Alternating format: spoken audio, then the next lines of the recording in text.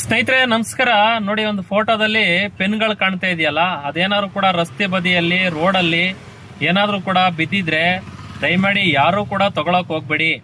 ಯಾಕೆ ಅಂತ ಅಂದ್ರೆ ಉತ್ತರ ಪ್ರದೇಶ, ಬಿಹಾರ್ ಅಲ್ಲಿ ಈ ರೀತಿಯಾಗಿ ಪೆನ್ಗಳು ಆ ರೋಡ್ ಸೈಡ್ ಅಲ್ಲಿ ಮತ್ತೆ ರಸ್ತೆ ಬದಿಯಲ್ಲಿ ಬಿದ್ದಿರ್ತಕ್ಕಂಥ ತಗೊಂಡು ಅದನ್ನ ಕ್ಲಿಕ್ ಮಾಡಿ ಬ್ಲಾಸ್ಟ್ ಆಗಿರೋಂಥ ಘಟನೆಗಳು ತುಂಬಾ ನಡೆದಿದೆ.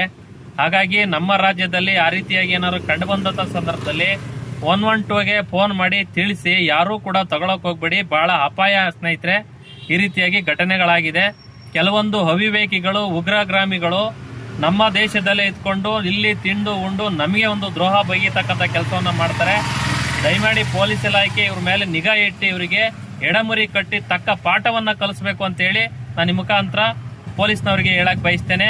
ಹಾಗೆ ಈ ವಿಡಿಯೋವನ್ನ ನಿಮ್ಮ ಸ್ನೇಹಿತರು ಕೂಡ ಶೇರ್ ಮಾಡಿ. ಈ ವಿಷಯವನ್ನ ನಿಮ್ಮ ಸ್ನೇಹ ಬಳಗಕ್ಕೂ ಕೂಡ ತಿಳಿಸ್ಕೊಡಿ ಸ್ನೇಹಿತರೆ. ನಮಸ್ಕಾರ.